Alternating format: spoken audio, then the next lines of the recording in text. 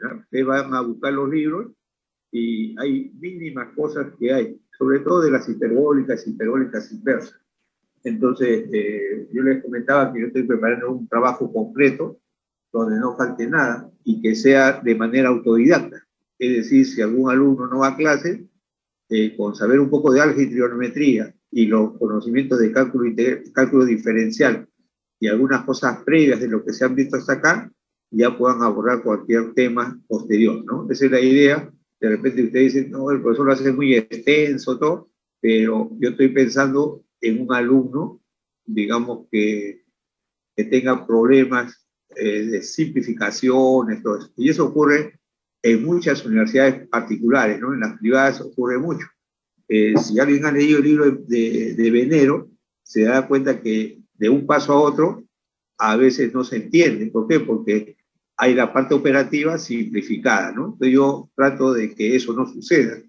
Entonces siempre hacerlo lo más minucioso posible, ¿no? Pero donde ustedes crean que puedan obviar pasos, lo pueden hacer. Entonces las funciones, por ejemplo, el seno hiperbólico es univalente, por lo tanto va a existir una función inversa. El coseno hiperbólico, que se conoce como parábola perfecta, no es univalente. Entonces tenemos que restringir su dominio para que su dominio restringido sea univalente y que tenga una función inversa, ¿no? La tangente hiperbólica es estrictamente creciente, por lo tanto es univalente y tiene inversa. Y así entonces ustedes ya han visto las 6 funciones hiperbólicas, ¿no? Entonces ahora vamos a estudiar las hiperbólicas inversas. Entonces son como las trigonométricas. No van a, muy rara vez van a ver en los libros, como hacen en trigonometría, arco, es decir, A, L, C, el seno, arco del coseno, ¿no? Esa es una nomenclatura muy antigua, más de 40 años hacia atrás se usa esa nomenclatura, pero en los libros modernos, si ya hablamos de trigonometría, ponen sen a la -1, se supone que es el arco seno. Si quiero el coseno, el arco coseno, ya no pongo ARC cos, sino simplemente pongo cos a la -1, ¿no? Eso no significa que sea el recíproco del coseno, sino la función inversa, ¿no? Si quiero el recíproco del coseno, pondré entre paréntesis y eso a la -1, ¿no? Las notaciones son importantes, ¿no? Les comenté que hay alumnos que están escribiendo seno de teta cubo. Yo entiendo que al ángulo teta le elevo al cubo y a ese resultado le tomo el seno. Y no es la esencia de lo que ustedes están desarrollando ahí, porque lo que ustedes me están desarrollando es el cubo de la función seno. Entonces se pone 6, después el exponente entero 3 y después el ángulo. O en todo caso, seno de teta, entre paréntesis, al cubo. Las notaciones es importante, ¿no? Después, no sé quién les ha enseñado un vicio que hay y ponen S de 2X o C de 3X. Eso no es notación en ningún sitio del mundo, salvo acá en el Perú de algunas academias o colegios. Yo no acepto eso, yo acepto, si es coseno, es de 3X, es COS y ahí 3X, ¿no? No es que el C mayúsculo y como su índice es 3X. Entonces yo podría pensar que por ahí de repente hay un número combinatorio y se han olvidado de poner un numerito arriba, ¿no? Entonces las matemáticas hablan, ¿no? Entonces tiene que saber escribir. Entonces, ahí tenemos entonces la función arcoseno hiperbólico es sec h a la -1, ¿no? Entonces acá tengo, se define esa regla de correspondencia, arco seno hiperbólico de x, como el logaritmo de x más raíz de x cuadrado más 1, ¿ya? Eso algunos lo definen ahí, ¿no? Lo definen. Ahí tenemos una función, conjunto de pares ordenados, y que es la función seno hiperbólico, que es parecida a la gráfica de la cúbica, estrictamente creciente, para x menor que 0, con k hacia abajo, para x mayor que 0, con k hacia arriba.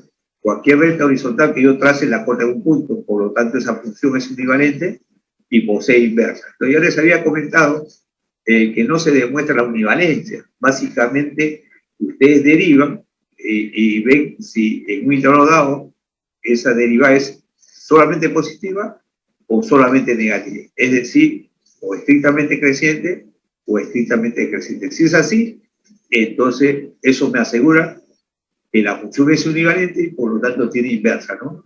Esa justificación lo van a encontrar ustedes en el libro de Hasse, por ejemplo, en la parte de aplicaciones de la derivada, ¿no? Dentro de aplicaciones de la derivada hay máximos y mínimos, punto de inflexión, hay la regla de Hospital, hay razón de cambio, hay teorema de valor medio, ¿no? Hay varios, y dentro de eso hay funciones crecientes y decrecientes. Entonces ahí hay algunos teoremas que con la derivada se justifica la existencia de la función inversa, ¿no? Entonces ya tenemos ahí esa regla, esta es la expresión 1. Es univalente, entonces tiene inversa. Yo derivo, por ejemplo, esto para justificar matemáticamente f', va a ser coseno hiperbólico de x, pero ustedes saben que el rango del coseno hiperbólico va de 1 a más infinito, quiere decir que la derivada es positiva, por lo tanto es estrictamente creciente, eso me asegura que la función es univalente y por lo tanto tiene función inversa, ¿no?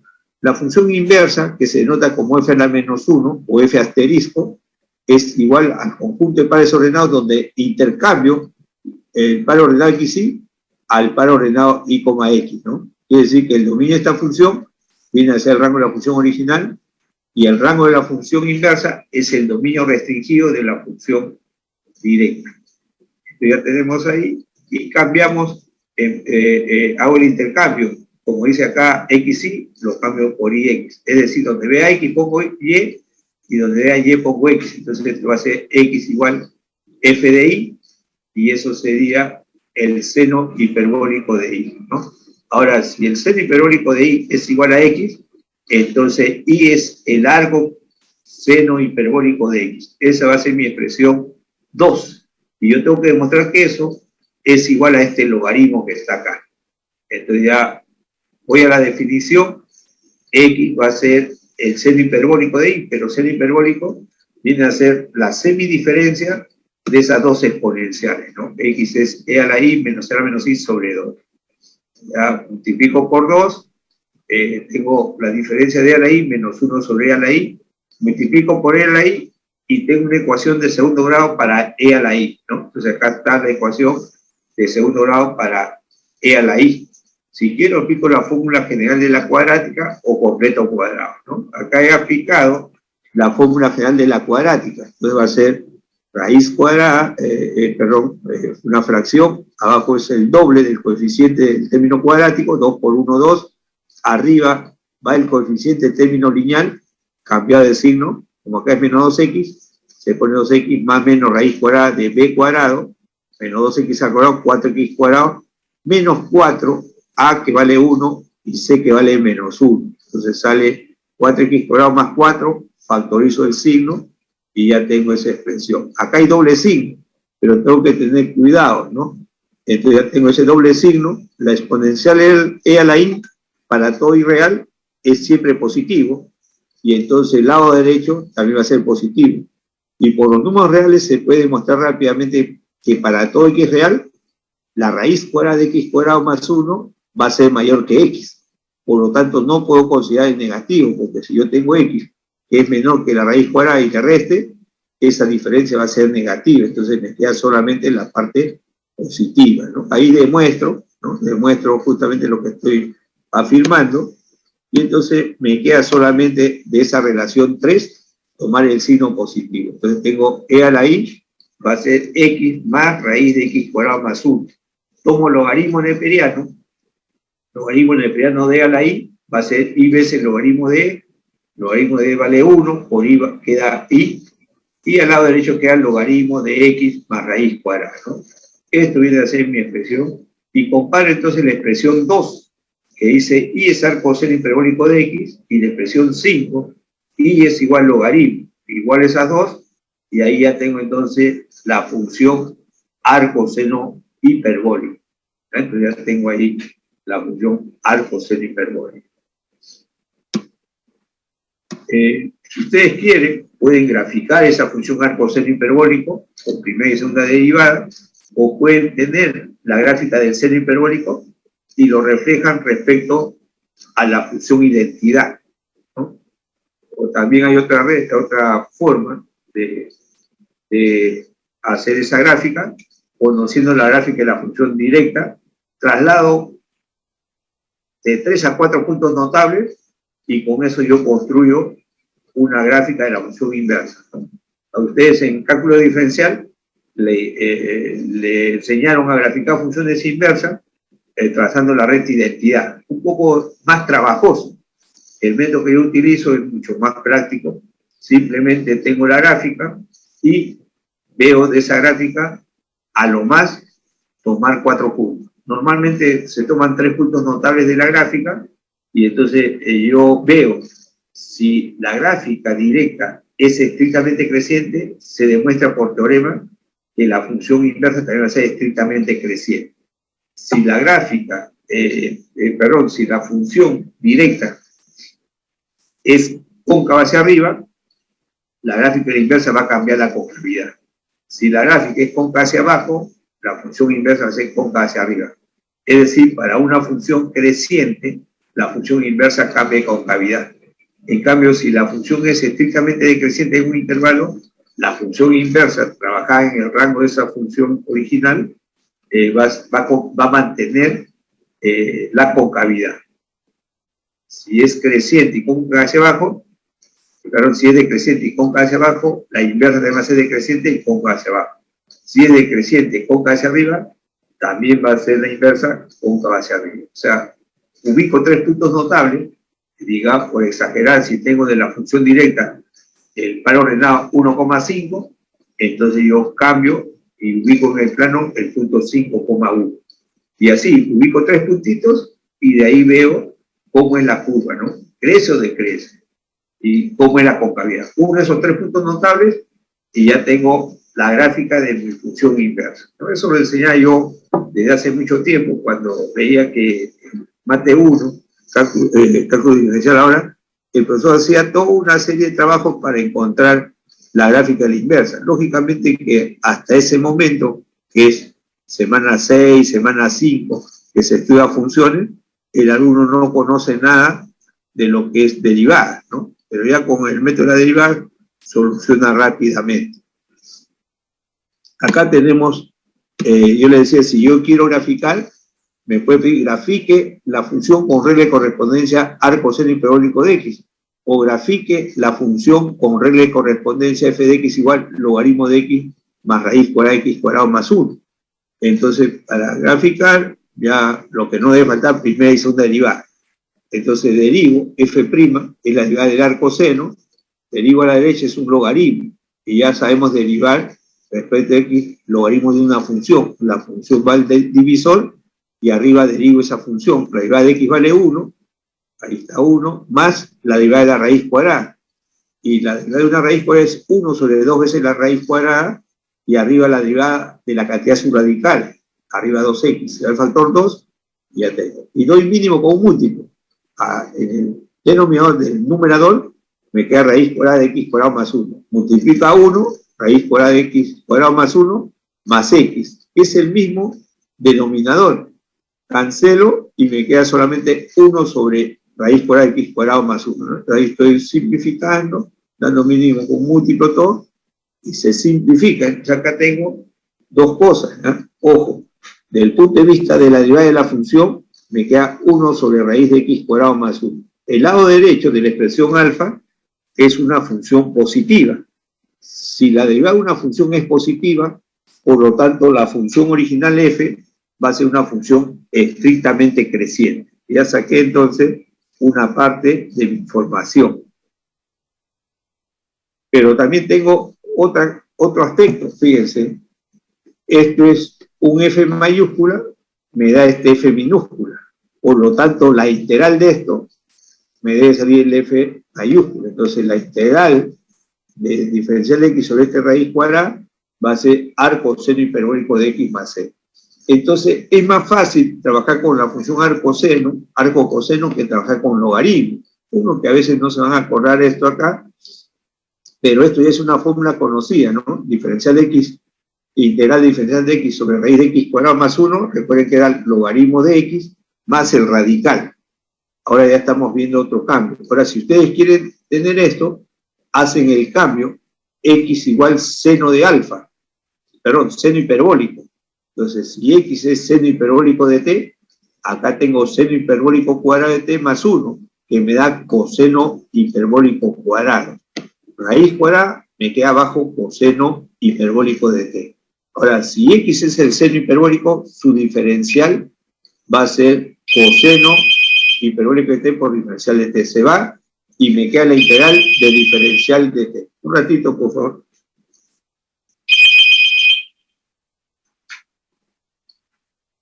Muy bien. Sí, muy bien. Sí.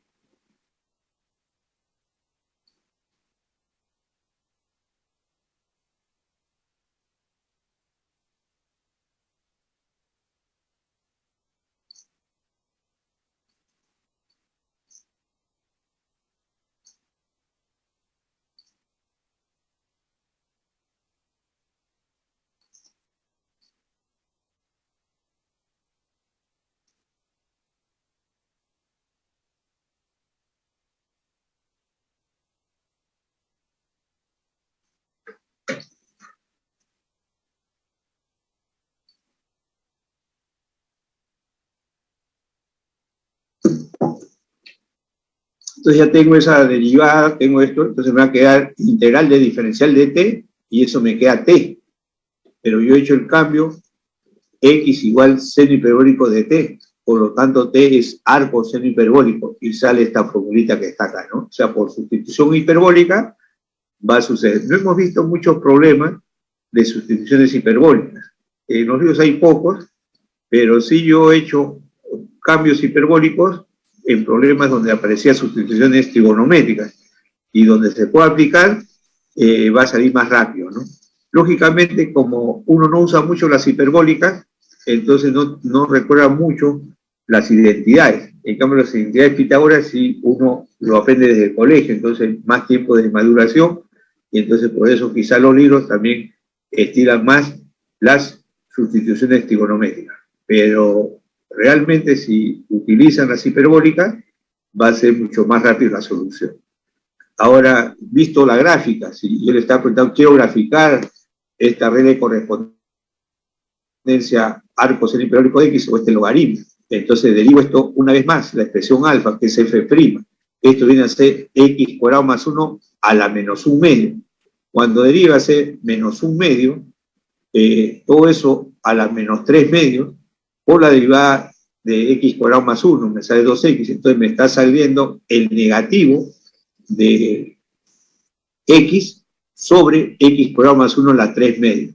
Entonces la segunda derivada se anula cuando x vale 0, entonces va a haber un punto de inflexión, ¿no? Un cambio de signo, de 0 a más infinito, la segunda derivada conca hacia abajo, y de menos infinito a 0, conca hacia arriba. Con esa información ya puedo graficar yo, ¿no? Acá está justo la segunda derivada, punto de inflexión, concavidad y todo. Con todo ese detalle, ya me olvido que sea una función que recién estamos aprendiendo, y aplico todas las técnicas que ustedes han visto para graficar, ¿no? Grafico, todo eso, y van a tener su gráfico. Lo mismo sucede para el coseno arco coseno hiperbólico. Recuerden que el coseno hiperbólico no es univalente. Acá es una partecita, esta parábola que está acá es una parte del coseno hiperbólico. El coseno hiperbólico es una función par, definido para todos los reales, entonces acá falta la otra partecita que está acá. Pero si yo tengo esa parábola, que le llaman la parábola perfecta, que es el coseno hiperbólico, no es univalente, por lo tanto no tiene inversa. Entonces tenemos que restringir o bien la zona positiva o bien la zona negativa. La mayoría de los libros, por no decir todos, han trabajado solamente para x mayor que 0. Entonces, por eso que acá estoy colocando esta gráfica para x mayor que 0. Acá trazo la recta identidad y voy a reflejar, ¿no? Este par ordenado que es 0,1 va a ser 1,0. Ahora, yo grafico, me dice 1,0. Yo le decía, necesito 3 puntos. Y en este caso, suficiente 2 para graficar. Este es un puntito, y esto que está por acá es para x infinito, el i vale infinito. Al intercambiar, también va a ser infinito como infinito. Entonces tengo el punto 1, 0, y tengo el punto por acá infinito como infinito. ¿Cómo es la curva? Crece. la función directa también va a crecer. Perdón, la función inversa también va a crecer.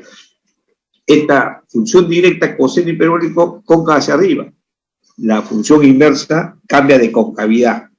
Va a ser cóncava hacia abajo, creciente. Y uno este punto, 1, 0, con el punto infinito como infinito. Crece y cóncava hacia abajo y ya tengo graficado, ¿no? Y si lo quieren reflejar respecto a la recta identidad, también. Esa sería entonces la función arco coseno. Entonces acá dice, demuestre que arco coseno hiperbólico de x es logaritmo de x más raíz cuadrada de x cuadrado menos 1 para x mayor o igual que 1. Entonces, como la otra función, y así se hacen para todas, defino la función f y coseno hiperbólico para x mayor que 0, inclusive puede ser mayor o igual, ¿no? Mayor o igual. Entonces, acá es mayor o igual. Entonces ya tengo esta función que es creciente, ¿no? Y lo puedo derivar el coseno hiperbólico, me sale seno hiperbólico. Y el seno hiperbólico de 0 más infinito es positivo, ¿no? Estrictamente creciente, por lo tanto tiene inversa. Ya tengo ahí, entonces genero la función inversa, ya saben, intercambio, donde vea y pongo x, y donde vea x pongo y. Entonces x va a ser coseno hiperbólico de y, por lo tanto despejo y va a ser arco coseno de x. Esa es la que estoy buscando, que le estoy llamando alfa. Y tengo que demostrar que ese arco coseno hiperbólico es el logaritmo neperiano de x más raíz cuadrada de x cuadrado menos 1. Otra vez voy a la definición. Entonces, acá la expresión 1, x va a ser coseno hiperbólico de y, es la semisuma de las dos exponenciales, sea la y más sea la menos y sobre 2, como mi ecuación de segundo grado, como el caso anterior, ¿no? Y resuelvo. Ya ustedes pueden completar cuadrados o digamos, fórmula general de la cuadrática, estoy haciendo una fórmula general de la cuadrática, y me queda doble signo también nuevamente, ¿no?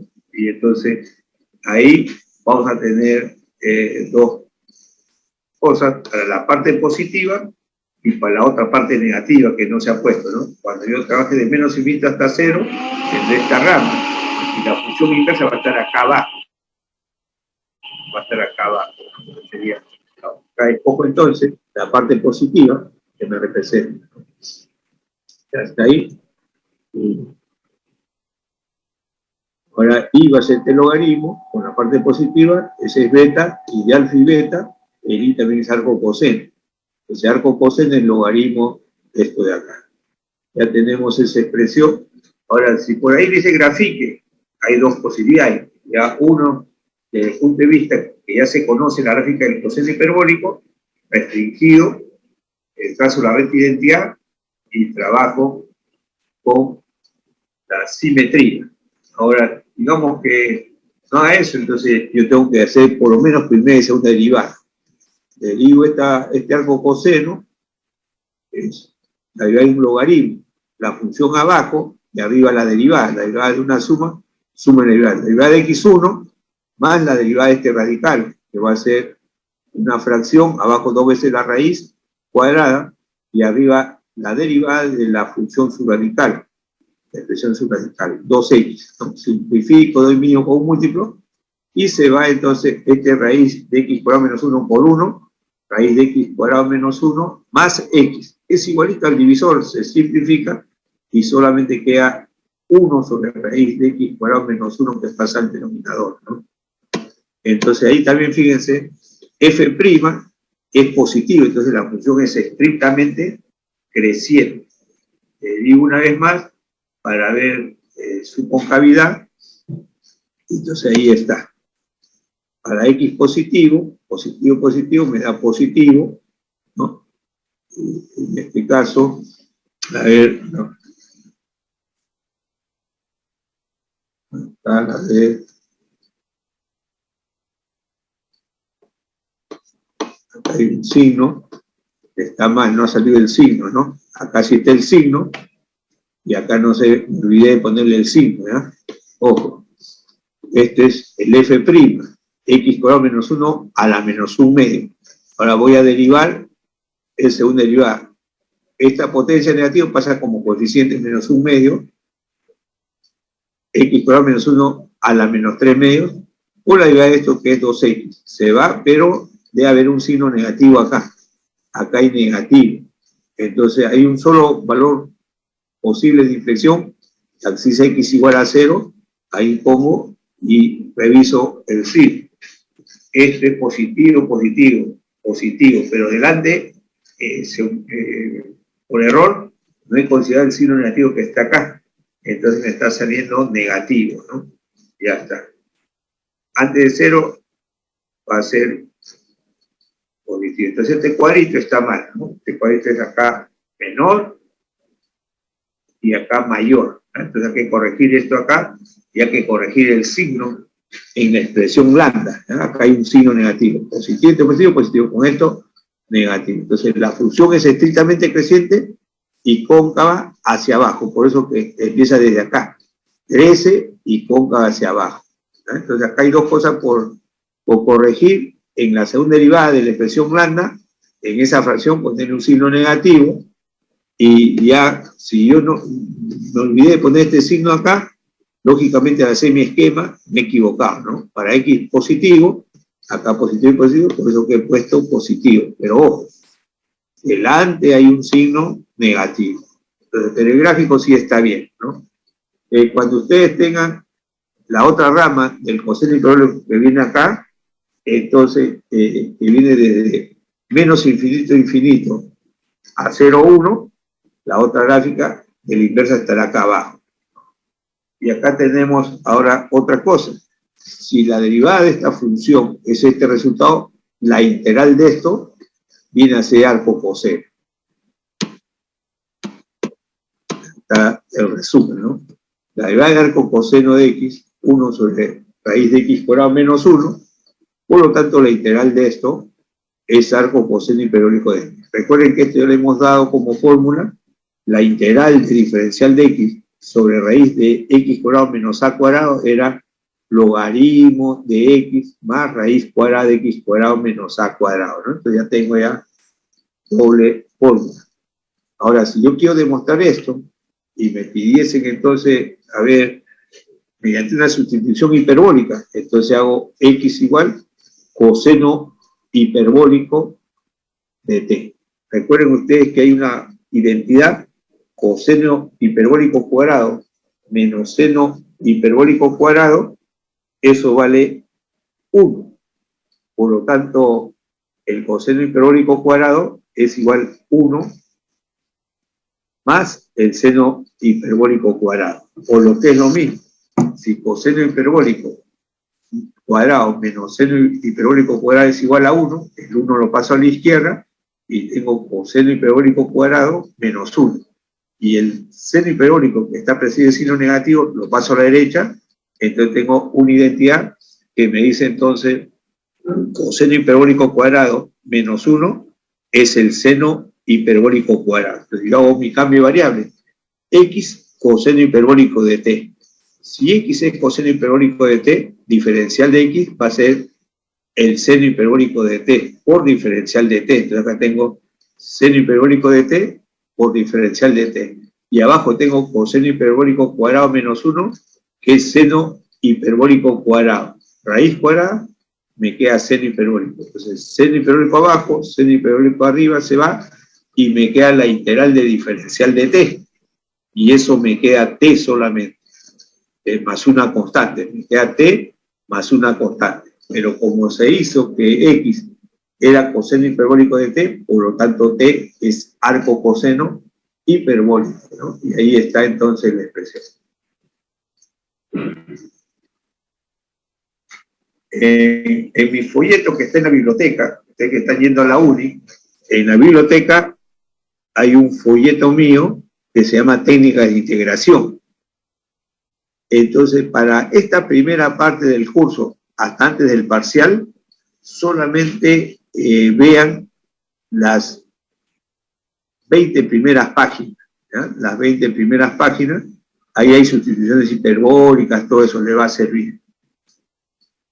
Y por ahí hay otros 5 problemitas más que están posteriormente que también les puede servir para esta parte, ¿ya? Lo demás le va a servir para la parte segunda del curso después del parcial.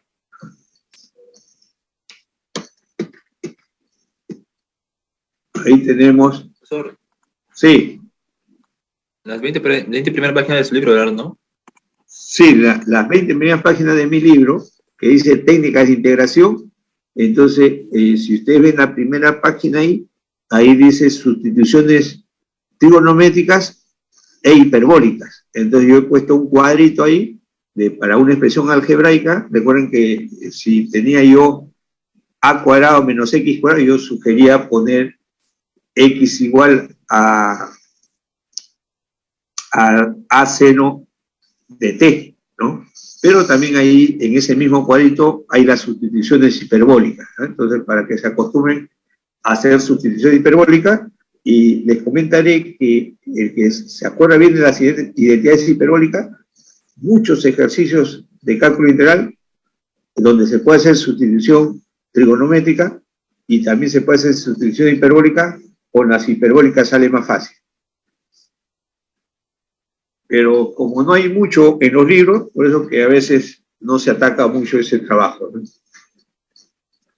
Ahí tenemos la tangente hiperbólica, y acá me dice, demuestre que arco tangente hiperbólico de x es un medio del logaritmo de la fracción 1 más x sobre 1 menos x, ¿verdad? Eso sería entonces para la tangente hiperbólica, arco tangente hiperbólico, y para el arco cotangente es igualito, pero el campo de definición es distinto, ¿no? Entonces, recuerden que la tangente hiperbólica era una curva parecida a la tangente, perdón, a la inversa de la función tangente trigonométrico, ¿no? Entonces, tiene la tangente hiperbólica dos asíntotas horizontales, ¿no? Para i igual a menos 1 y para i igual a 1 son las dos asíntotas horizontales. Y la grafiquita venía así acá, este sistema de eje cartesiano, acá asíntota derecha igual a 1, asíntota izquierda igual a menos 1, viene desde menos infinito, crece, cóncavo hacia arriba, pasa por origen, luego que pasa por origen, es creciente pero cóncavo hacia abajo. Entonces cualquier recta horizontal que trace, la corta en un solo punto, entonces gráficamente esa función es univalente y posee entonces función inversa, ¿no? Entonces en este caso hacemos como las otras dos funciones anteriores, f de x igual a ordenado x, y, entonces tenemos f de x igual tangente hiperbólica. Su derivada secante hiperbólico cuadrado, por lo tanto es univalente y posee inversa, ¿no? Entonces acá hemos intercambiado el orden del par ordenado, conjunto de pares ordenados y, x, tal que la función inversa intercambia en la expresión 1 los pares ordenados, donde vea y pongo x, y donde vea x pongo y, f de y, tangente hiperbólica de y.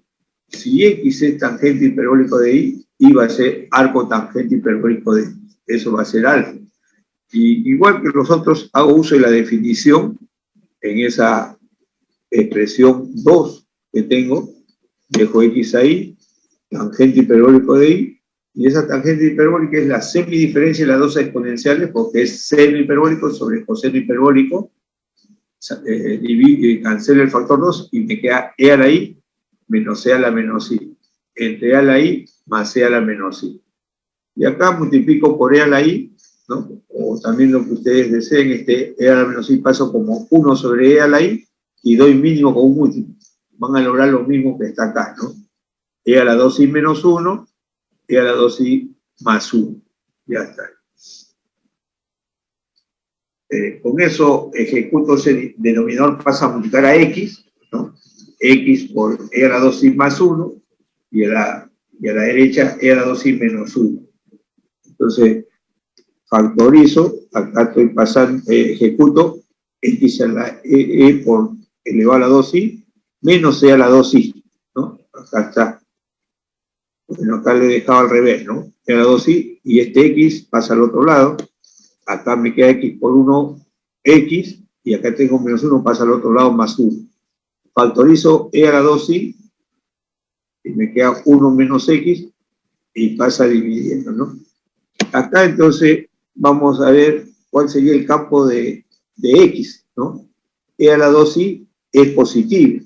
Entonces tengo que ver esta fracción donde es positivo. Entonces tengo un 0 para menos 1 y tengo un 0 para 1. Entonces sería acá en la recta numérica menos 1 y 1. De derecha a izquierda va más, menos, más. Pero, ojo, la variable x está con signo negativo, entonces ya no empieza con más, sino con menos. Entonces va a ser menos, más y menos. Y como la exponencial debe ser positiva, y positiva entonces debe estar entre menos 1 hasta 1. ¿verdad? La función es positiva, e a la 2i es positiva cuando x está en el intervalo de menos 1 a 1. Entonces ahí tomo el logaritmo, y este logaritmo de e a la 2i me queda 2i igual logaritmo de esto.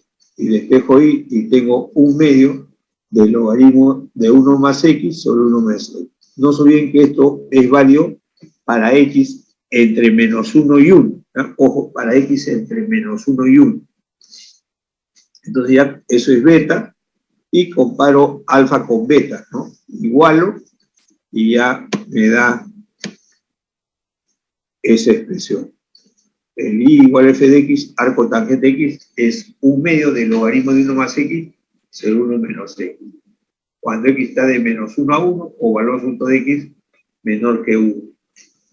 Bueno, ahí he justificado eso en la parte esto, x pertenece a esa función, cuando esta fracción que está acá debe ser positiva, ¿no? Porque esta exponencial es positiva. Esto es positivo, aplico la regla práctica de los signos, acá se anula para menos 1, se anula para 1, entonces normalmente empieza más, menos, más, pero siempre y cuando los coeficientes de x sean positivos, y en este caso no ocurre, acá en el divisor tiene coeficientes negativos, por lo tanto va a cambiar de signo. Si no se percatan de ello, pero sí sabe todo el mundo que es menos 1 y 1, entonces yo voy a la derecha de 1. A la derecha de 1 tomo 2, arriba sale 3, positivo, y abajo menos 1. Entonces positivo entre negativo me queda negativo. Por eso que ahí está el signo negativo. Entre menos 1 y 1, lo más cómodo es tomar 0. 1 más 0, 1 positivo, 1 menos 0 queda 1 positivo, positivo entre positivo, me queda positivo, ¿no? Y el de la izquierda antes de menos 1, negativo. Y busco que el cociente sea positivo, por lo tanto solamente está de menos 1 a 1. Lo cual se puede dar valor absoluto de x menor que 1. Ya tenemos eso. Ahora, si quieren, pueden derivar eso para tener una integración, ¿no? Ahí está la derivada de arco tangente.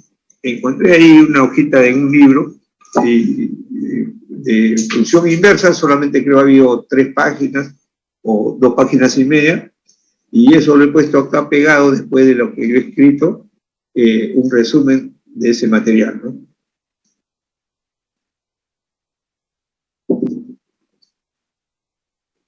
Derivo, esto acá tengo un medio, no debería, algunos dirían así, derivada del logaritmo, ponen abajo esta fracción, 1 más x entre 1 menos x, y luego arriba la derivada de esto. Mucho trabajo, ¿no?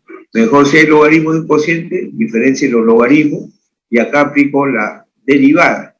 En un medio, la derivada de este logaritmo me queda 1 sobre 1 más x, o la derivada de 1 más x, que es 1. Si me olvido de derivar en esa expresión 1 más x, no hay problema, porque es positivo. Pero acá sí va a haber problema.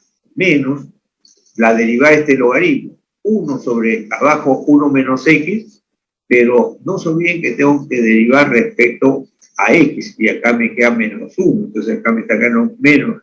Con este menos se hace más, ¿no? A veces el alumno no pone ese menos y malogra todo el problema. Doy mínimo con un múltiplo, 1 más x por 1 menos x, diferencia al cuadrado, es multiplicado por ese factor 2, y acá tengo 1 menos x más 1 más x, queda solamente 2. Por este 1 medio se va, y queda entonces 1 sobre 1 menos x cuadrado. ¿no? Me queda, esa viene a ser entonces una fórmula para arco tangente hiperbólico. La derivada respecto a x de arco tangente hiperbólico de x es 1 sobre 1 menos x cuadrado. Tengo la fórmula entonces, que la integral de esta función va a ser ese arco tangente o el logaritmo de ese cociente.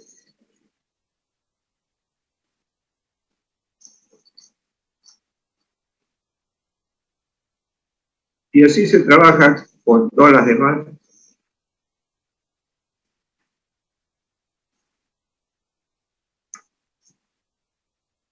La del arco cotangente hiperbólico es parecido, pero ya no es para valor absoluto de x menor que 1, sino para valor absoluto de x mayor que 1. Tampoco tengan cuidado en eso.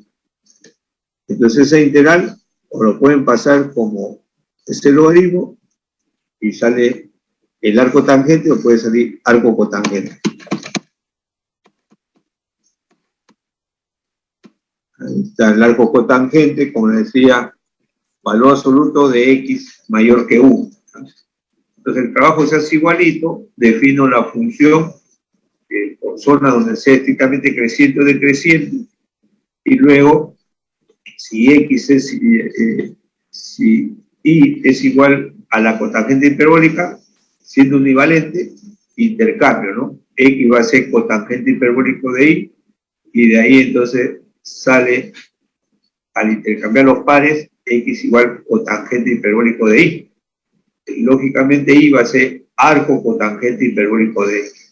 Entonces sería la expresión alfa, y hago lo mismo para ver hallar y, ¿no? Entonces voy a la definición, cotangente hiperbólico va a ser coseno entre seno, coseno las semisumas de las dos exponenciales, y seno la semidiferencia de las dos exponenciales.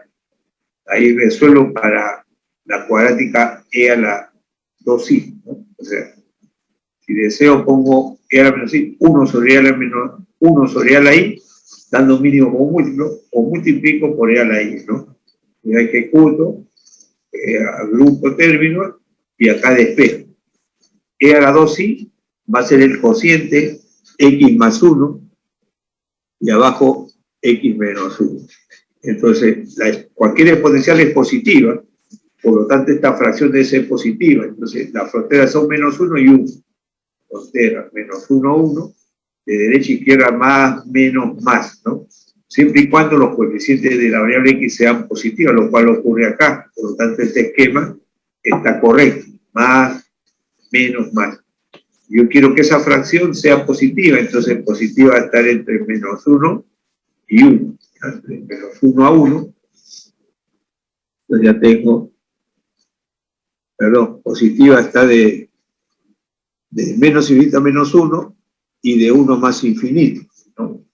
En cambio, el arco cotangente hiperbólico era de menos 1 a 1. Entonces, en vez de poner el intervalo unido de dos intervalos de menos infinito a menos 1, unido con 1 infinito, mejor pongo valor absoluto de x mayor que 1, ¿no? En vez de poner estos dos conjuntos disjuntos, pongo esto de acá, valor absoluto de x mayor que 1. Ya tengo ahí, tomo logaritmo a esa expresión. Me queda 2i, logaritmo, despejo i, y ya tengo esto, ¿no? Y cuando se deriven, también sale la misma expresión, 1 sobre x cuadrado menos 1. Derivo eso, y ahí está, ¿no? Sale lo mismo que el arco tangente hiperbólico, ¿no? 1 sobre menos x por esto. Cuando ustedes tengan esto, o bien ponen el resultado del arco tangente hiperbólico, o bien arco cotangente hiperbólico. Pero, si ponen arco tangente, valor absoluto menor que 1. Si ponen arco cotangente hiperbólico, valor absoluto mayor que 1. Esa es la diferencia.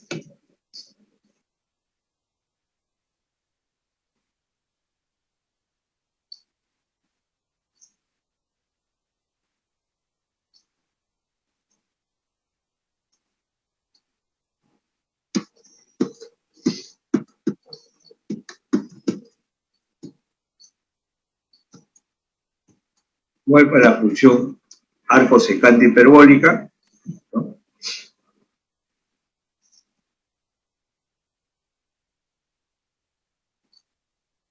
ahí el arco, la secante hiperbólica no es univalente, en todo su dominio tenemos que restringir para su univalencia, ¿no? Lo demás ya es, una vez que se ha definido los campos que indico ahí, ya usted normalmente trabaja en la zona positiva, también se puede trabajar en la zona negativa, y defino, ¿no? Igualito, x igual f de x secante hiperbólico, que puede ser mayor o igual que 0, o menor o igual que 0, la otra rama. Entonces, en ambos casos, restringido así va a ser univalente, cambio x por y, ¿no? Y cambio y por x, y ya tengo entonces mi función inversa, ¿no? Esta sería y igual f de x, secante hiperbólico de x, para x mayor o igual que 0, entonces acá pongo x igual f de y, secante hiperbólico de y en el rango, en este caso sería ese intervalo. Ya. Y aplico la definición, ¿no? Entonces, si x es secante hiperbólico de y, como dice la expresión 2, y secante viene a ser 1 sobre coseno hiperbólico, la semisuma, ese factor 2 pasa, y formo la ecuación de segundo grado nuevamente, ¿no? Trabajo ahí en la ecuación de segundo grado y resuelvo para e a la i, ¿no? Y me queda esa expresión. Acá también tener en cuenta que e a la i es positiva, y en ese caso tenemos entonces esa expresión. Como logaritmo, y va a ser el logaritmo de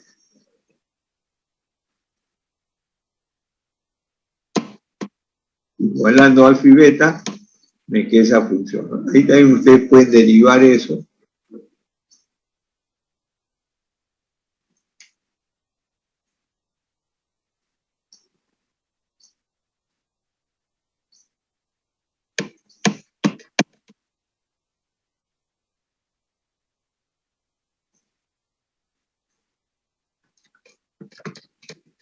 Y pues con los mismos, ¿no?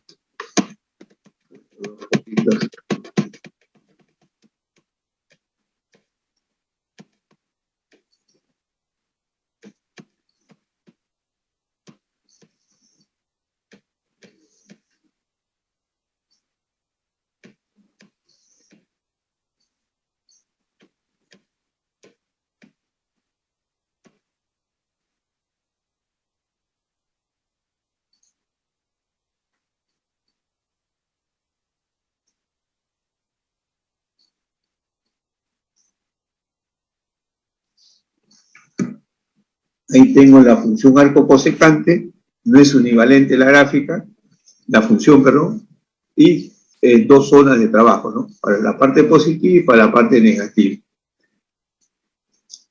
Entonces ahí restringimos, ¿no? Para x positivo, f de x igual cosecante hiperbólico, con esa restricción va a ser univalente, y derivamos, ¿no?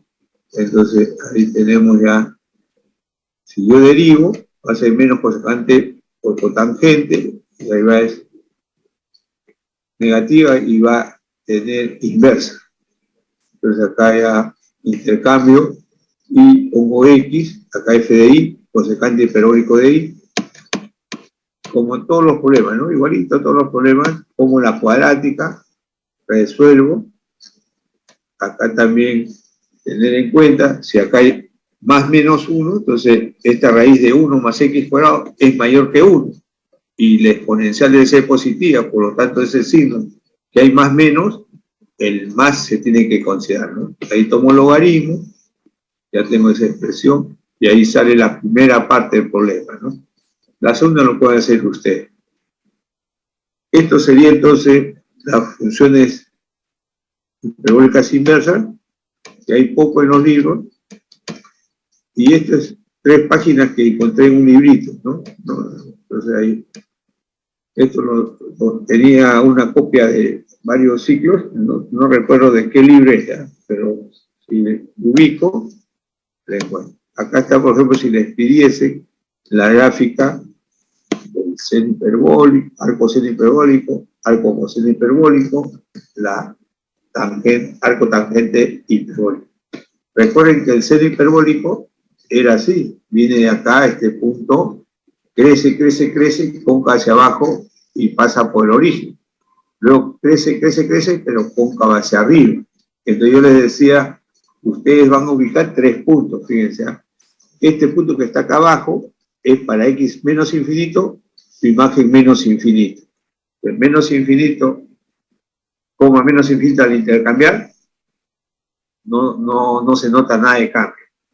Este punto notable, 0, 0, al intercambiar, sigue siendo 0, 0, tampoco pasa nada. El seno hiperbólico era así, cóncava hacia arriba. A la derecha infinito, su imagen infinito. Al intercambiar tampoco se nota ni un cambio. Pero sí, vamos a ver, si la función seno hiperbólico es estrictamente creciente y cóncava hacia abajo, la inversa va a ser creciente y cóncava hacia arriba. Y va a pasar, fíjense, este punto que está acá abajo, a la izquierda menos infinito, su imagen menos infinito, al intercambio va a ser menos infinito. Para x menos infinito y para y menos infinito estará por acá. Si la función directa es creciente, la inversa también crece, pero cambia la concavidad. La función directa cóncava hacia abajo, ahora cóncava hacia arriba, y pasa por este punto y este punto. Cóncava hacia arriba, creciente y pasa por ese punto. La función seno era impar, se refleja respecto al origen, acá también va a ser eso, ¿no? Ya tenemos entonces, o en todo caso, este punto de la gráfica que era así hacia arriba, infinito como infinito, cuando intercambia también infinito con infinito, crece y ponga hacia abajo, ¿no? Ya tenemos esto. Esta es la gráfica de arco coseno hiperbólico, ¿no? Esta con su dominio. Y fíjense, solamente hay eso, ¿no? Y ya no hay nada más, solamente muestran la gráfica, un pequeño comentario. Ahí están las fórmulas de las funciones hiperbólicas inversas, y ahí hace una demostración de arcoseno, que lo expresa como logaritmo.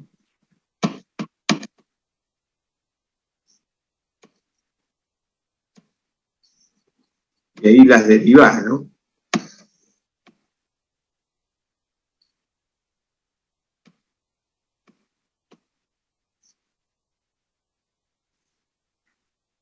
Y ya tenemos entonces esa función. Ya usted la chequea.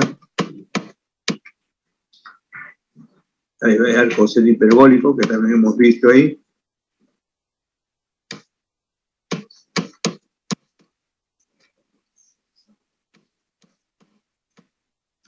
Este es otro punto, el capítulo 2, logaritmo y exponenciales en otras bases, ¿no?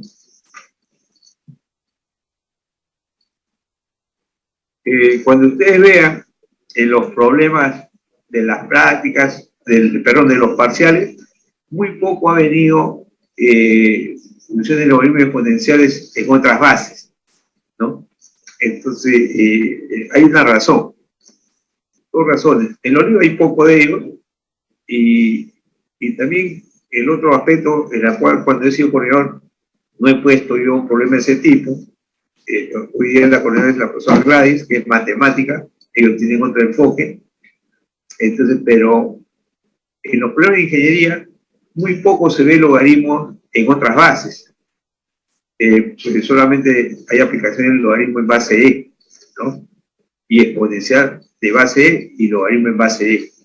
No hay en otras bases. Por eso que yo he sido siempre de criterio de enseñar esto, pero no poner problemas en la práctica. ¿Por qué? Porque con un cambio de variable transformo mi problema de logaritmo en cualquier base a logaritmo natural, ¿no? Y lo mismo la exponencial.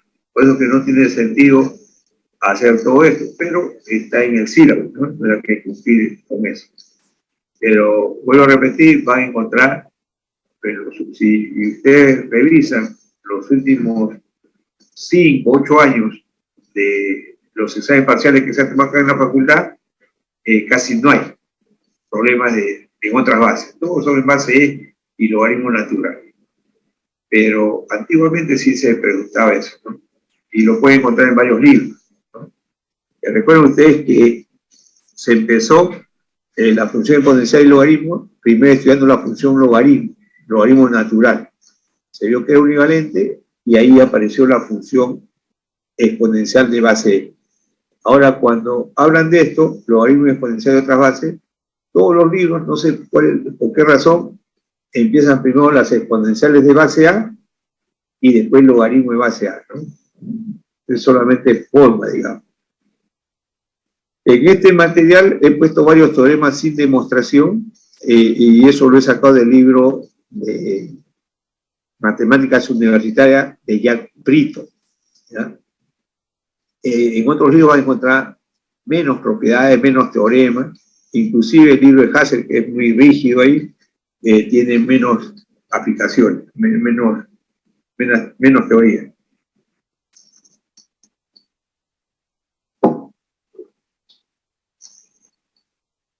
Entonces, la función de base, exponencial de base A, que se denota como a la x, ¿ya?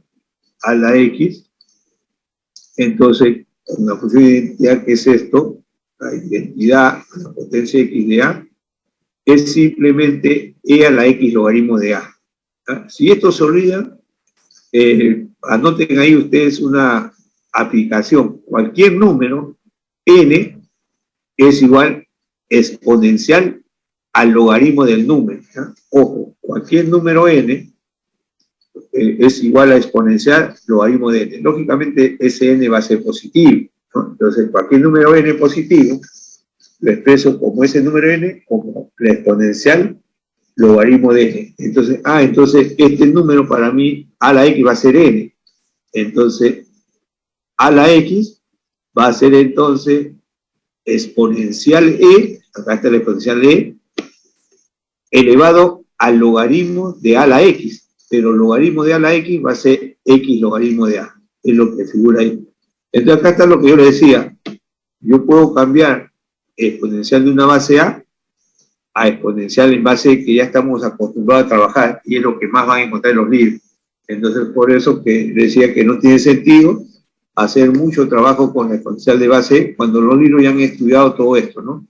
Quizás por eso que el libro de Brito da los teoremas, pero no demuestra mucho, ¿no? ¿Por qué? Porque se supone que ya ese campo de las demostraciones está en la exponencial de base. Se define esa exponencial de a a la x con base positiva y diferente de 1, ¿ya? Ojo, con base positiva y diferente de 1. Recuerdo que el Hassel tiene gráfica de a a la x con base a mayor que 1, para a entre 0 y 1, y cuando a vale 1 es una recta horizontal, ¿no? Constante.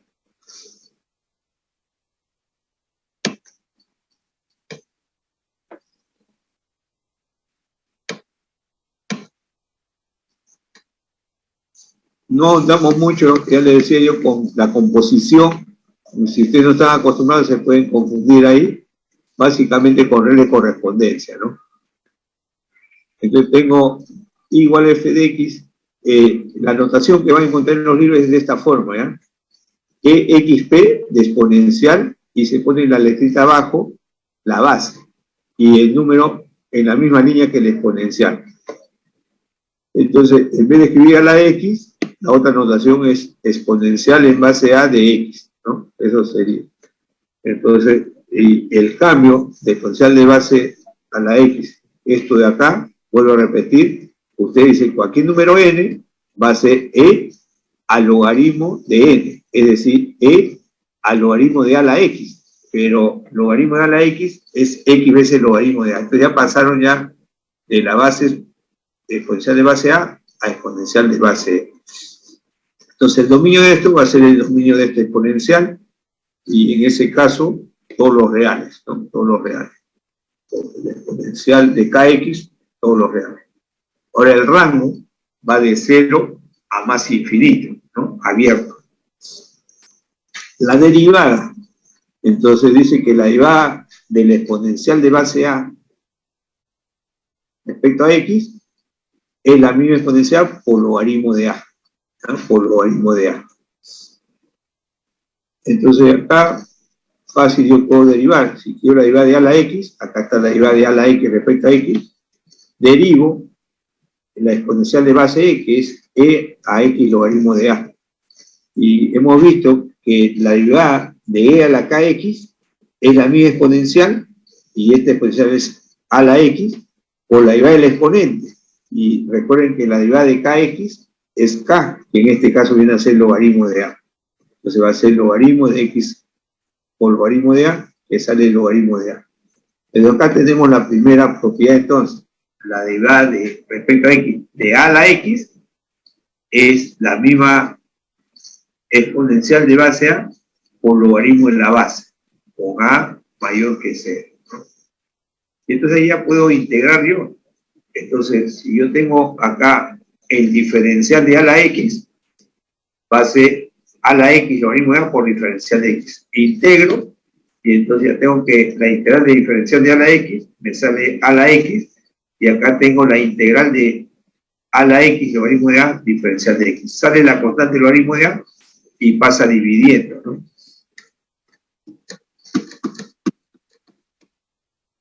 Ahí, exponencial.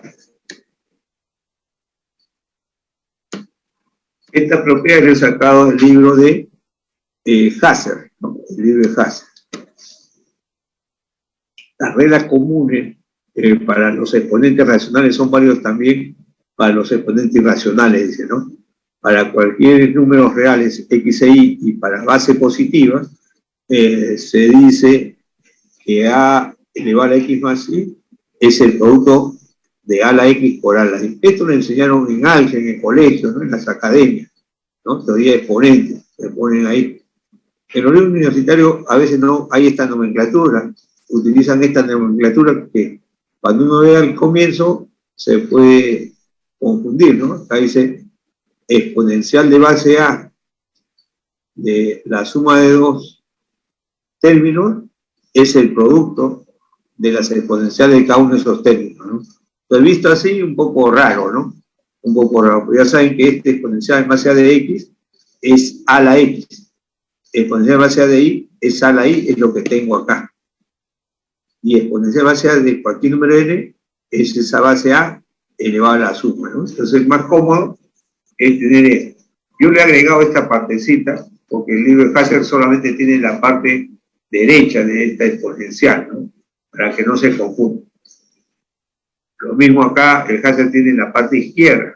Dice exponencial de A del número X, elevado a la Y, es exponencial de base A del producto que hiciste, ¿no? Esta es otra forma de ver, es A a la X elevado a la Y. Lo que llaman potencia de potencia, ¿no? Pongo la misma base y multiplico los exponentes, ¿no? Eso se enseñaba en el colegio, digamos. Entonces el libro de Hasser aparece como notación, así, exponencial de A, el número X, elevado a la Y. Ahora, para A mayor que 0, B mayor que 0 y X real cualquiera, entonces dice acá, exponencial en base A de X o exponencial en base B de X, es exponencial, dice, del producto de las bases del número X, ¿no? Esto, viste, otra forma más sencillo es aplicar esto. Esto es A a la X y esto es B a la X. Y esto es AB elevado a la X, ¿no? Entonces acá tengo bases distintas elevadas a un mismo exponente. Entonces es el producto de las bases, siendo cada uno de ellos positivos, elevado a esa potencia, ¿no? Ya.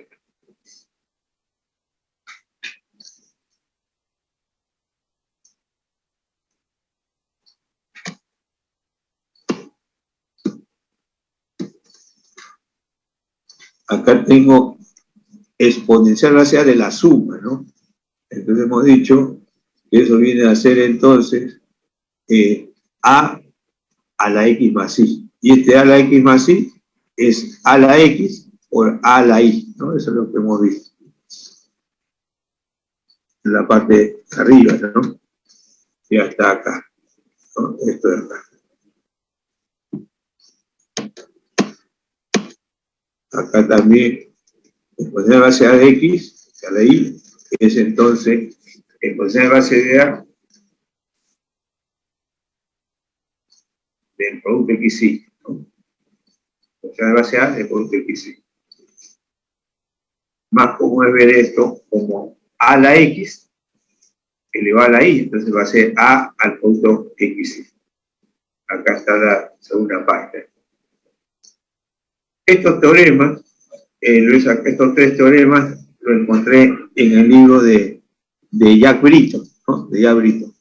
Hay pequeños comentarios de las demostraciones de esos tres teoremas, ¿eh? No lo he puesto yo ahí, pero hay pequeños comentarios.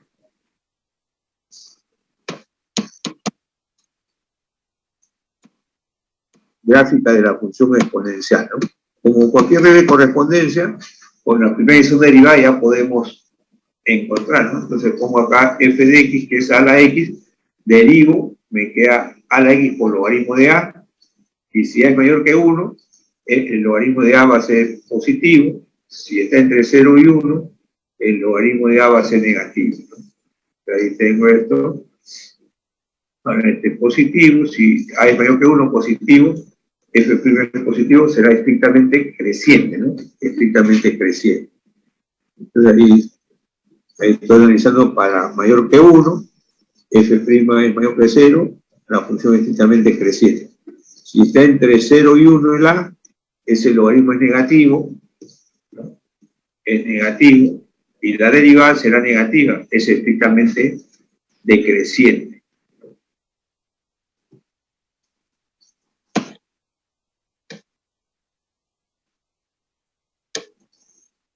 Ahora, para la concavidad, la segunda derivada. Entonces, si yo derivo otra vez este f' que está por acá, esta expresión 2 lo derivo, la derivada de f', f segunda. Acá tengo una expresión variable por una constante. Entonces me queda la derivada de este exponencial, la misma exponencial por logaritmo de a. Y por este logaritmo de a sale el logaritmo de a al cuadrado por ese exponencial, ¿no? Entonces la función siempre para cualquier a positivo, conca hacia arriba siempre, ¿no? Porque acá me está dando f segunda, a la x por logaritmo de a elevado al cuadrado, o simplemente el logaritmo cuadrado de a. Entonces cualquiera que sea el x entre 0 y 1, o mayor que 1, a la x positivo, y ese logaritmo puede ser positivo o negativo, pero como está al cuadrado, se hace positivo. Entonces, la función, su segunda derivada es positiva, entonces cóncava hacia arriba, ¿no? Entonces ya tenemos para a mayor que 1. Entonces, fíjense, para a mayor que 1, la derivada de ax es a la x por logaritmo de a, es el logaritmo de a positivo, crece y cóncava hacia arriba. Crece y cóncava hacia arriba, ¿no? Y hasta crece, asintótico acá en menos infinito tiende a 0, crece, pasa por 0, 1, fíjate. Ahora, para un valor de a entre 0 y 1, entonces el logaritmo es negativo, decrece y cóncava hacia arriba, y esto sería. En todo caso, si yo tengo logaritmo, digamos, de 3 quintos, entonces 3 quintos es un número menor que 1. Yo puedo escribir como logaritmo de 5 tercios a la menos 1. Entonces, el logaritmo de 5 tercios a la menos 1 me sale menos logaritmo de 5 tercios. El logaritmo de 5 tercios positivo con ese menos se hace negativo. Y acá hay algunas aplicaciones. El 0 pasa por 1. En 1 es a.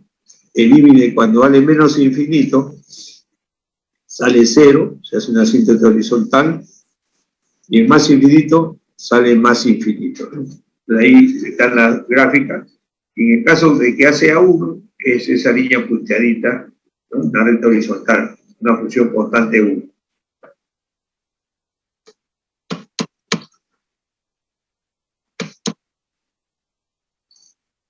Ahí está logaritmo de base A.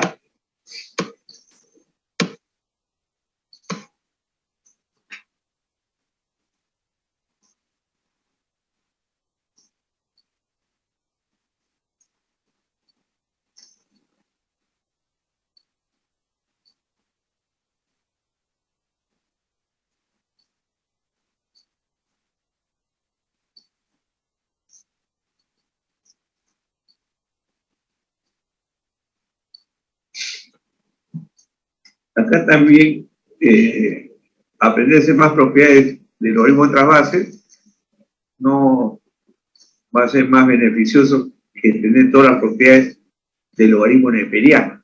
Solamente acá va a estar multiplicado por un factor, ¿no? Entonces, a partir de la univalencia de a la x, se puede generar la función logaritmo, ¿no? Entonces se genera la función inversa.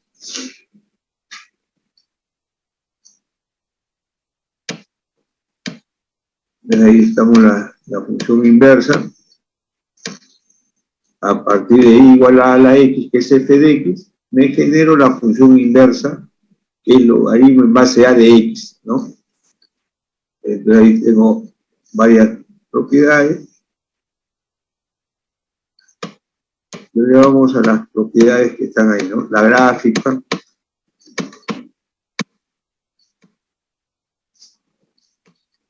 La gráfica de logaritmo de x en base a para a mayor que 1. Tiene la misma forma que el logaritmo natural, ¿no? Y corta por 1,0 también, y tiene este comportamiento, ¿no? En 0 más, para x igual a 0, es una asíntota vertical, y acá, para cuando x tiene infinito, se va a infinito, no pasa nada, ¿no? Propiedades, cambio de base, ¿no? Estas propiedades, ustedes las han visto ya en la academia, en el colegio. El logaritmo en base a de x, normalmente, como yo decía, paso al logaritmo natural, va a ser el logaritmo natural de x entre el logaritmo de a. Entonces, el factor que me cambia es 1 sobre el logaritmo de a, ¿no?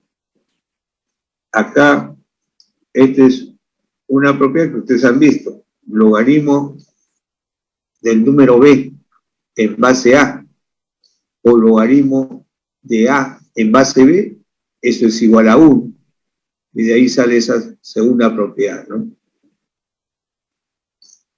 Cuando no se pone numerito como el 3a, se sobreentiende que ese a vale 10, ¿ya? No se olvide. Ese a vale 10, que no se pone logaritmo en base 10 de x, sino solamente log de x. Estamos entendiendo que acá la base es 10.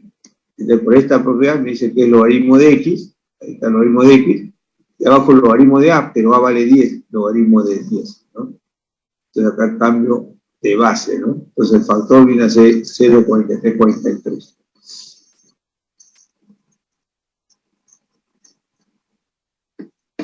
De esta misma relación, logaritmo de 10 pasa a multiplicar acá, y tengo logaritmo de 10 por logaritmo de x, el logaritmo neperiano de x, ¿no?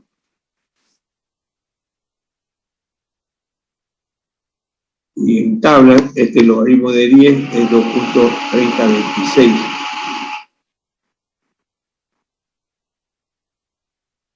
Y acá se cumplen las mismas propiedades del logaritmo natural, ¿no? Logaritmo en base a de un producto de dos cantidades, siendo x y y positivos, el logaritmo del producto es la suma de logaritmos en esa base. El logaritmo en base a de x a la menos 1, menos logaritmo, o en general logaritmo en base a de x a la n, ¿no? Todo esto ya se ha visto con el logaritmo natural, entonces nosotros podemos cambiar de base a natural y ahí aplicar todas las propiedades, ¿no? Y ahí están las demostraciones sencillas, solamente un proceso algebraico a que se quiere llegar.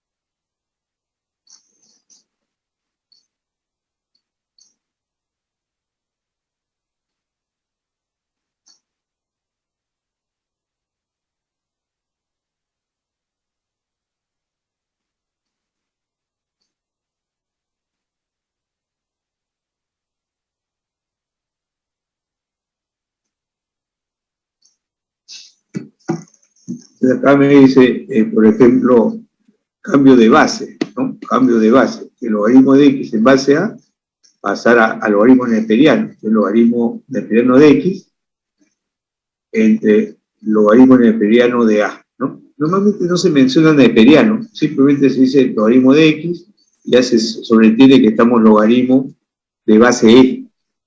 Si no fuese así, ya tenemos que especificar a qué base, porque yo también puedo cambiar a base 10, digamos, entonces pongo logaritmo de x, que está en base 5, pongo logaritmo en base 10 de x, ¿no? Y logaritmo en base 10 de 5, ¿no? Entonces, normalmente cambio esto y tengo que tener en cuenta acá, logaritmo de un número en cualquier base es igual a i, por lo tanto, la base elevado a este número que está a la derecha, me va a salir el número x, ¿no? Eso sería. Con eso se juega todo, ¿eh? Ojo, en general, logaritmo, aparece el logaritmo de n en base b es igual a x, aparece, ¿no? Logaritmo de n en base b de x, entonces b a la x es igual a n. Entonces, con esta expresión de 1, que paso a esto es la clave. De ahí tengo que ver qué quiero pasar. Si quiero acá, aparece un logaritmo natural o logaritmo en base e, tomo el logaritmo en base e. Si la fórmula me dice en base 3, tomo el logaritmo en base 3, ¿no? Acá el logaritmo natural de a a la i es igual al logaritmo natural. Y acá esta potencia pasa como coeficiente, y ahí despejo i, que va a ser el cociente del logaritmo de x sobre el logaritmo de a. Pero ¿qué cosa es i? I de la expresión 1, el logaritmo de x en base a, ¿no? Ya está la primera.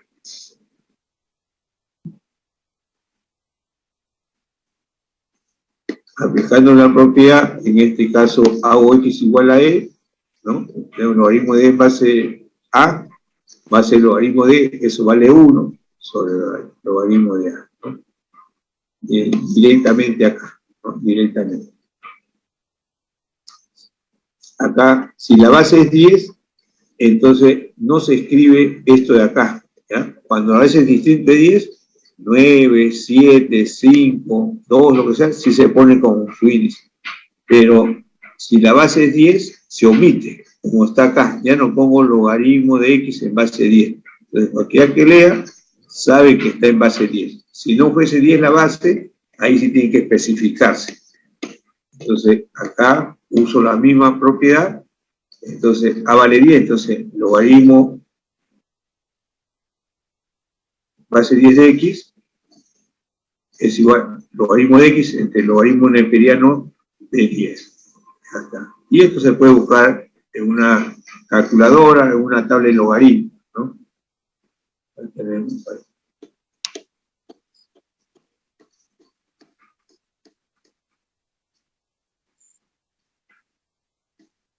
El logaritmo del producto, si fuese natural, sería la suma de los logaritmos. Acá también se cumple lo mismo, ¿no? Entonces, esto sería cambio de base, esto sería el logaritmo de x natural sobre el logaritmo de a, la suma, y ahora se va, el logaritmo de esa base se va, y queda solamente este logaritmo, y todo este logaritmo de x en base a, y este logaritmo de y en base a. Entonces, cumplen las mismas propiedades.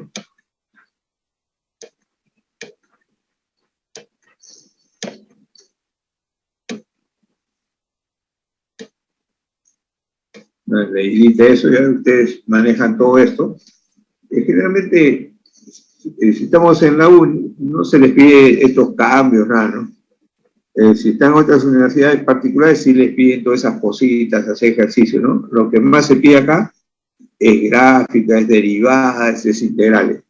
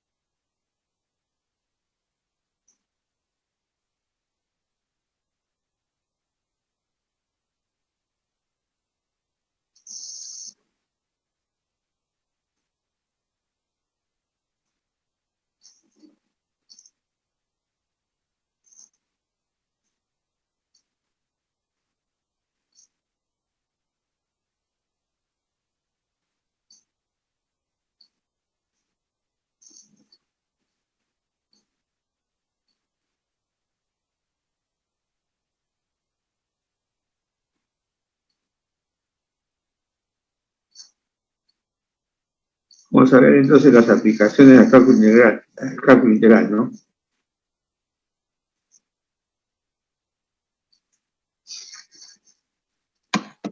Tengo oportunidad de leer el libro de enero. Entonces el libro de enero tiene bastantes problemas de los que nosotros tomamos hasta el año 84-1, ¿no? En el departamento de matemáticas. El libro salió por el año más o menos a fin de 82 o comienzos del 83. Entonces tiene varios ejercicios orientados más a la parte de cálculo diferencial, gráficas, integrales. Esto sí no se olviden que yo les decía, ¿no? Cualquier número es exponencial, generalmente utilizo base E del logaritmo de ese número y sale esta propiedad, ¿no?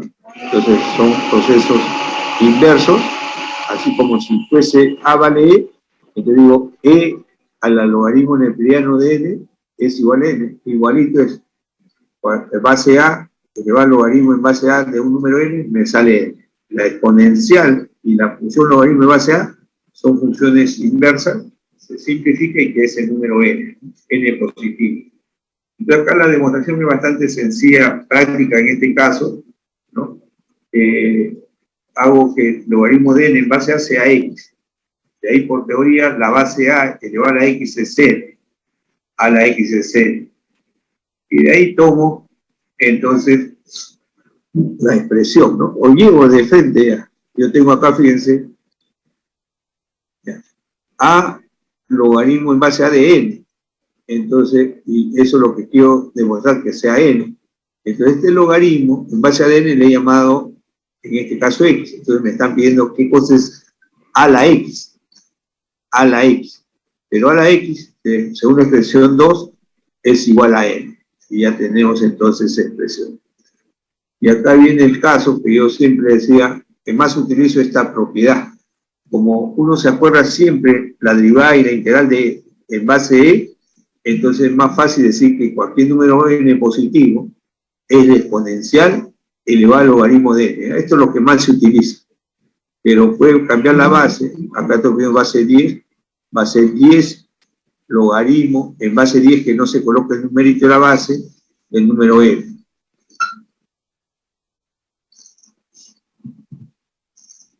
Y acá, de los recíprocos, ¿no? Logaritmo en base A de B por logaritmo en base B de A, eso vale 1.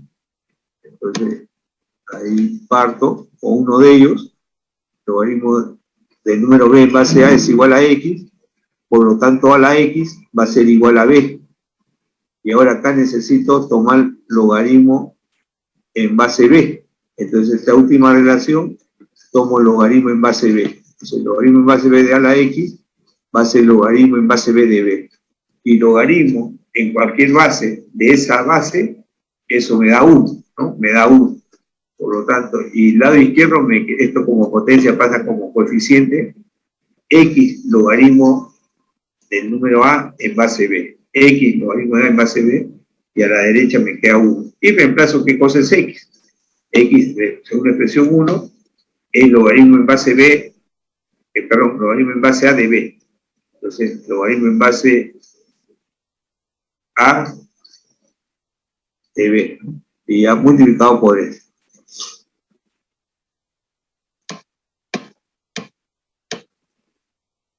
Entonces acá interesa, como decía, su derivada y su integral, ¿no? Pero que no se usa mucho por ese factor 1 sobre A que molesta. En cambio, cuando la base fuese E, logaritmo de vale 1, me quedaría 1 sobre X, ¿no? Entonces ahí tengo esto acá. Y es más fácil transformar, ¿no? Logaritmo en base X, del logaritmo en base A de X, transformo al logaritmo neperiano. Logaritmo neperiano de X sobre el logaritmo neperiano de A. El logaritmo de A es una constante, sale fuera de la derivada 1 sobre el logaritmo de A, y la derivada respecto a X del logaritmo de X es 1 sobre X.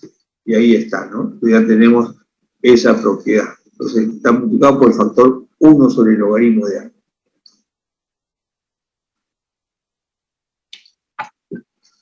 Acá, logaritmo respecto a x del logaritmo en base a de una función. Recuerden que cuando la base era a, era derivada del logaritmo de x, derivada respecto a x del logaritmo natural de f de x. Era un cociente, arriba la derivada de la función sobre la función. Y ahora todo eso está aumentado por 1 sobre el logaritmo de a. Acá también cambiamos de base,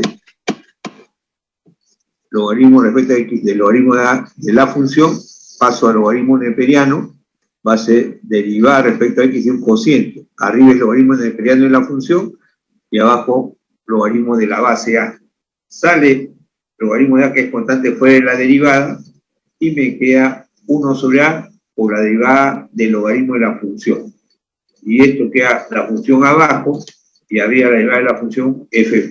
Entonces siempre es la misma fórmula del logaritmo neperiano, pero está el factor 1 sobre el logaritmo de a, ¿no? Es lo que molesta. Por eso que no es necesario aprenderse todas las propiedades del logaritmo en otras bases, sino solamente la transformación de cualquier base al logaritmo natural. ¿Por qué? Porque uno más va a encontrar ejercicios del logaritmo natural y se va a aprender rápidamente.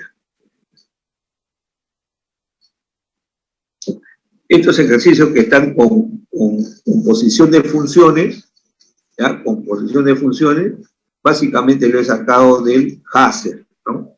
Y los demás ya, no, puede ser Haser o cualquier otro libro. Acá lo que me están viendo derive, respecto a x, por ejemplo, logaritmo de x cuadrado en base a. Acá derive el logaritmo en base 10 de la expresión x cuadrado menos x más 3, ¿no?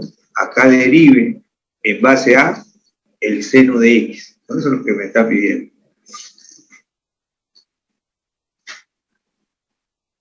Entonces, aumentamos por el factor solamente, ¿no? Ahí está la, si quiero la fórmula, si me acuerdo la fórmula, está ahí. Entonces ahí tengo esta expresión. Entonces pongo arriba la derivada de y cuadrado 2i. Y abajo la función i cuadrado por logaritmo de la base. Se va a unir, queda 2 sobre i logaritmo de a. Y si fuese ponerle correspondencia, quedaría 2 sobre x logaritmo de a.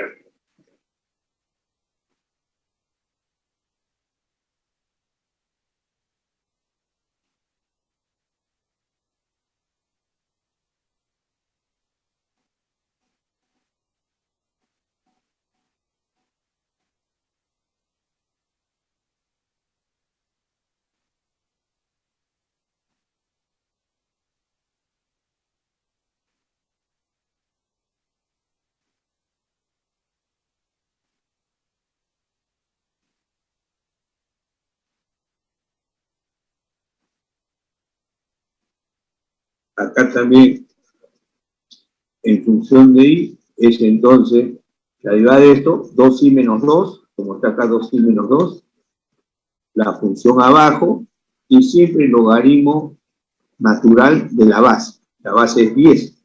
Entonces, cuando no se pone nada acá, la base es 10, ¿no? Logaritmo de 10. Acá también en base a. Entonces, la derivada del seno es coseno. Y la derivada del seno, esta función pasa abajo, ¿no? Por logaritmo de la base.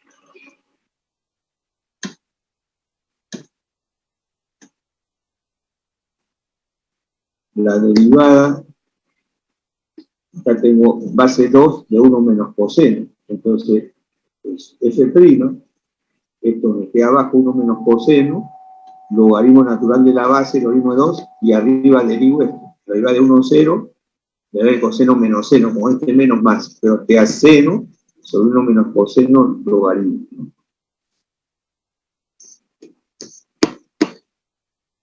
Acá esto se puede hacer de otra forma, ¿no? Otra forma, porque el logaritmo de un cociente va a ser diferencia. El logaritmo de esto menos el logaritmo de 2 en base 5, y al derivar de eso me va a quedar 0, ¿no? Solamente me queda la derivada del logaritmo de esto. Acá lo he hecho de otra forma, en base a esta que está acá arriba, derivada respecto a x del logaritmo de una base de cualquier función, arriba la derivada de esa función y abajo la función logaritmo de a.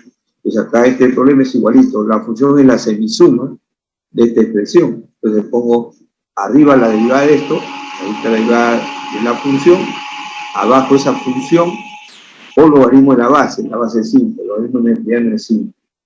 Yo derivo esto, me queda 5 a la x por logaritmo de 5, acá menos 5 a la menos x por logaritmo de 5, todo eso sobre 2, ¿no?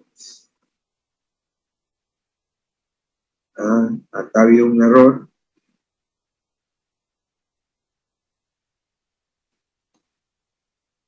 Fíjense, acá cometí un error.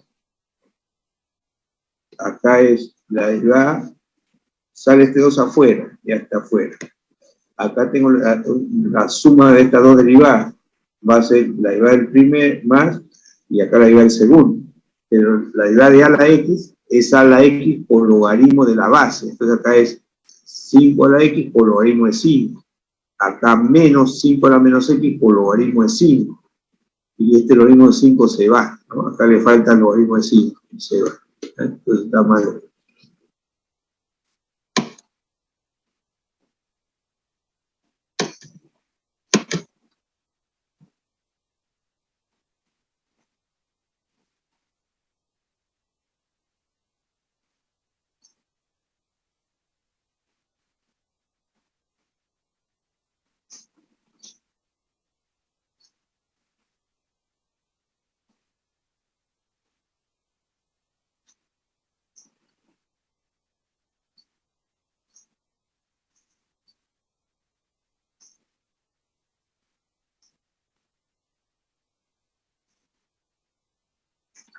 Entonces acá tengo logaritmo de base 10 de valor absoluto. Entonces la derivada abajo la función, ya sigue el valor absoluto, eso se demostró antes.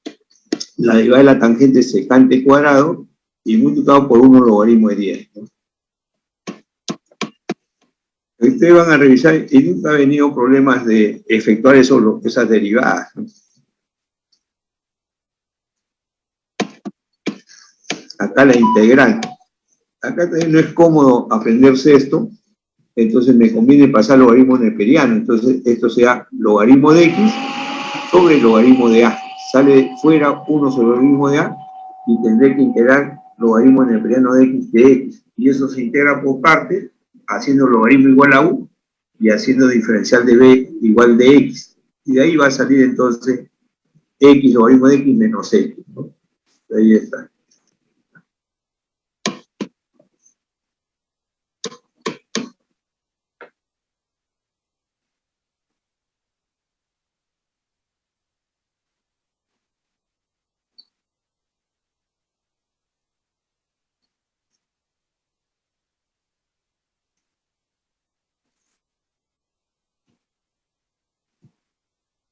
Acá ha habido un error en este comentario. Dice, las propiedades y las derivadas integrales de exponencial base a y lo mismo a, dice, se hacen poco útiles si recordamos esta propiedad. Más bien con esto se hace más útil, ¿no? Entonces acá se hace, tengo que borrar este poco, se hacen útiles si recordamos estas dos propiedades, ¿no? Cambio de base, no se va a olvidar. Cualquier número n, y en este caso n le llamo a la x, ¿no? A la x, esto va a ser exponencial al logaritmo de n. En este caso va a ser exponencial al logaritmo de a la x, y eso sale x logaritmo de a. Entonces rápidamente paso de una base a una base e, y como se ha practicado bastante esto, el alumno se va a acordar más que las propiedades en base a, ¿no? Eso sería. Ahora, también logaritmo. Tengo un logaritmo en base a del número x, mejor paso al logaritmo neperiano. Logaritmo de x entre el logaritmo de a. Entonces acá no es que sea poco útil, sino se hacen útiles, ¿ya? Borrar este poco. Por ejemplo, ya con eso, ustedes pueden graficar si f de x es x a la x, para x positivo, digamos. Si yo tengo una función con regla de correspondencia f de x igual e a la x con x mayor que 0, entonces quiero graficar eso. Entonces tengo base variable y exponente variable. Entonces ya es más útil poner entonces f de x va a ser e a la x logaritmo de x, ¿no? Entonces ese problema va a ser más cómodo trabajar con base e.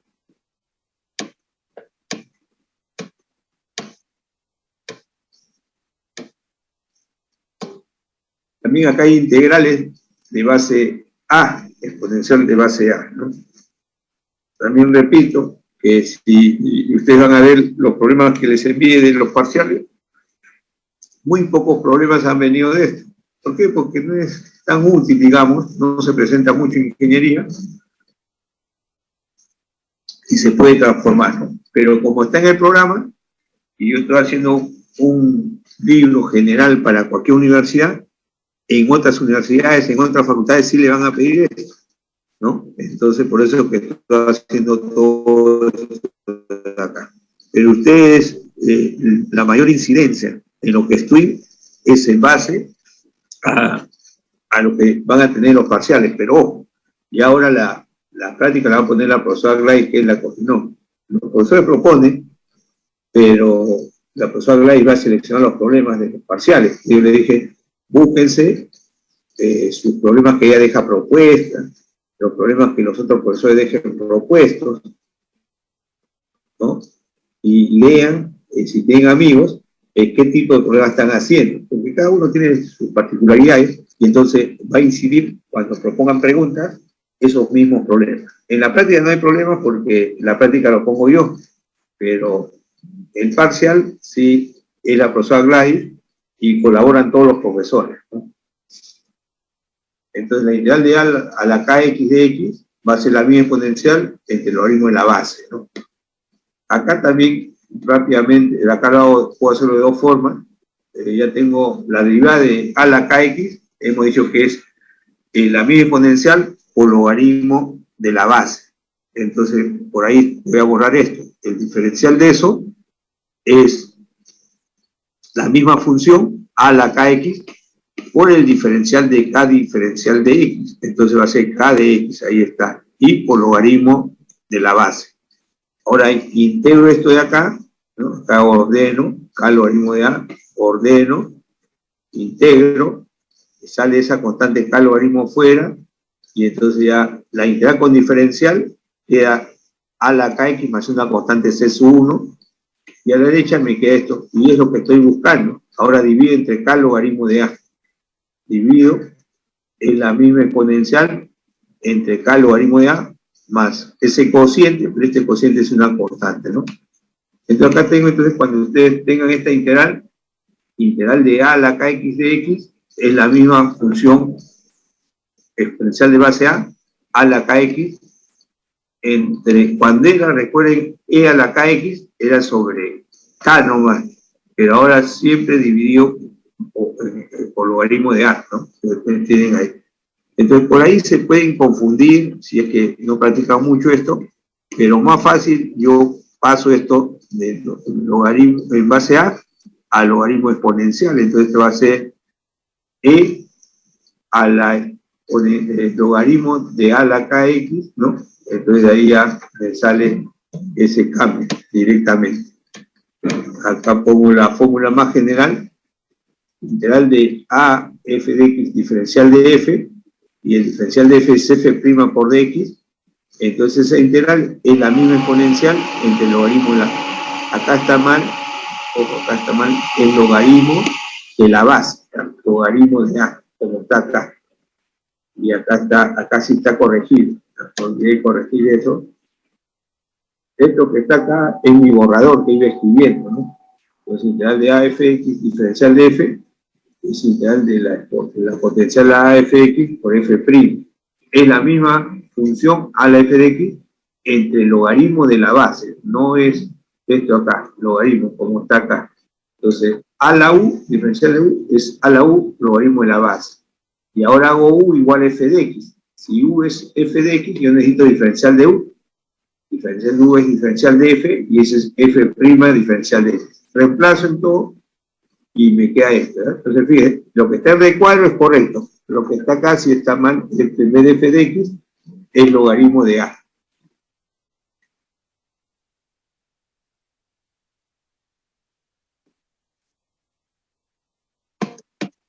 Y acá hay varios ejercicios directos, allá la integral de a la x de x, ax de logaritmo de a, integral de 5x de x, 5 a la x, logaritmo de 5, ¿no? Más una constante, integral de a la x de x, 3 medios a la x, logaritmo de 3 medios, ¿no?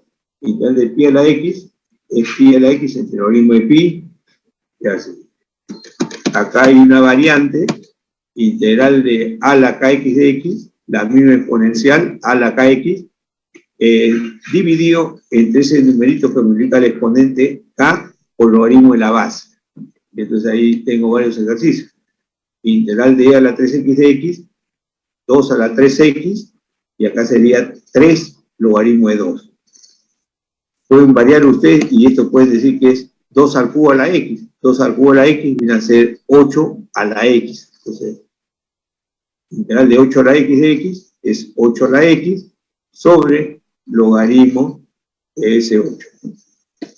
Acá también k vale menos un medio. Es la misma exponencial entre k que vale menos un medio o logaritmo de la base que vale 3. Este en realidad me están pidiendo integre 3 a la 2x de x, ¿ya? Entonces eso me está pidiendo, acá está, ¿ya?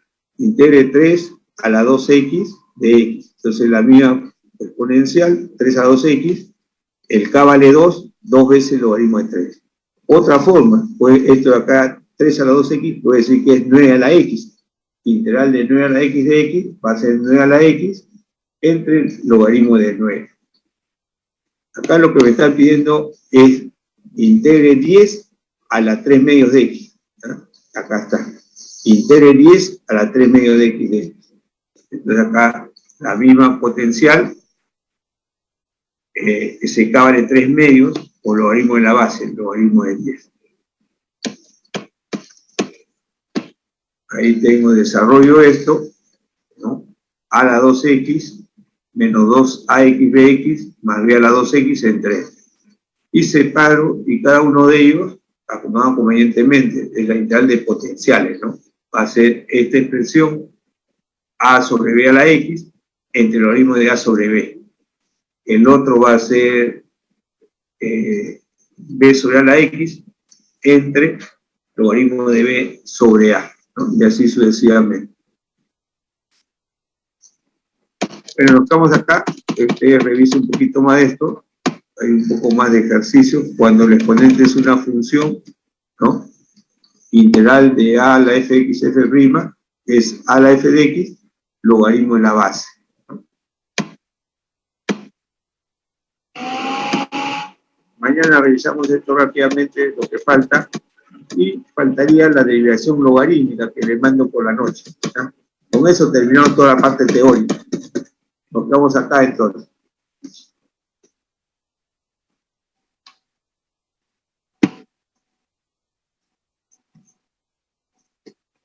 Profesor, No se olviden, el delegado me escribe a partir de las 8, 9 mejor, ¿ya?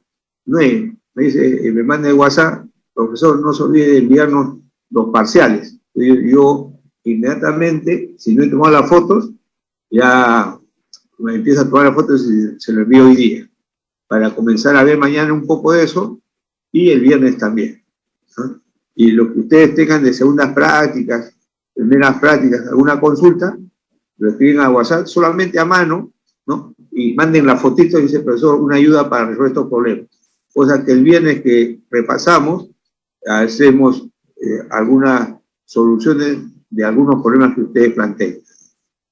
Nos quedamos acá entonces. Hasta luego, gracias. Gracias, profe. No se olvide, el delegado me escribe a las 9, haciéndome recordar los problemas, ¿ya? Para enviárselo.